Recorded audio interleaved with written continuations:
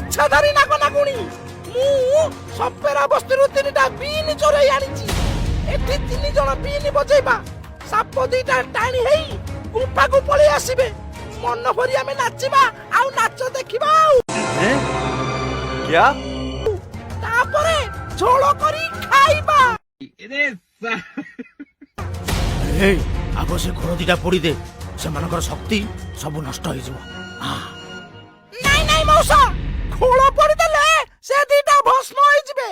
ଏ ମାଉଁସ ନ ଖାଇ କଣ ପାଉଁଶ ଦେହରେ ବଳିବ ନା କଣ? ନାଇଁ ନାଇଁ ନାଇଁ, ମୁଁ ଶୁଣିଛି ଇଚ୍ଛାଧାରୀ ନାଗ ନାଗୁଣୀ ପାଖରେ ନାଗମଣି ଥାଏ। ସେ ନାଗମଣି ଯାହା ପାଖକୁ ଯାଏ ସେ ଦୁନିଆର ସବୁଠାରୁ ଶକ୍ତିଶାଳୀ, ପରାକ୍ରମଶାଳୀ ଆଉ ଧନୀଶାଳୀ ହୋଇଯାଏ। ଆଗ ସେମାନଙ୍କ ଠାରୁ ନାଗମଣି ଛଡେଇ ଆଣିବା। ଆରେ ବଜାଅ ରେ ବିନ୍, 2 ଜଣଙ୍କ ଠାରୁ 2ଟା ନାଗମଣି ମିଳିବ। ଗୋଟାଏ ବାଘା ରଖିବ, ଆଉ ଗୋଟେ ମୁଁ ରଖିବି।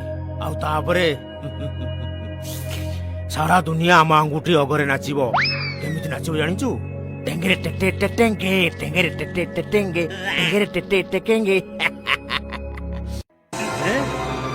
क्या ଆଉ ମୋ ଭାଗ, ମୁଁ କଣ ପାଣି ପେଟୁ?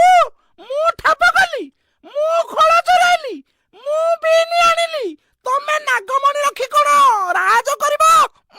ଆରେ ଚୁପ୍, ତୋ କାମ ତୁ କର, ନାଇଁ ତ ଏବେ ଆମ ପେଟରେ ବସିବୁ, ବୁଝିପାରିଲୁ?